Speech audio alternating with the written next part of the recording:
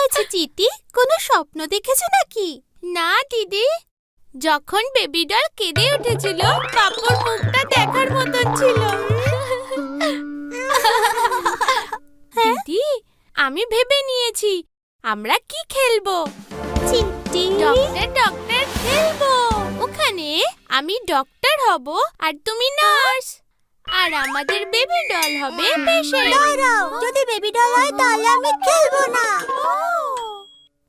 জানো তুমি, আজকে বিকেল বেলা দাদু আমাদের আইসক্রিম খাওয়াতে নিয়ে যাবেন। যদি পাপ্পু আমাদের সাথে খেলতো তাহলে ওকেও আমরা নিয়ে যেতে পারতাম। চিটি চিটি, আমি আর বেবি ডল তোমার সাথে খেলতে রাজি।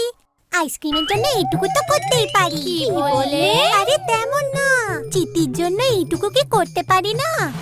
ইয়ে, হ্যাঁ।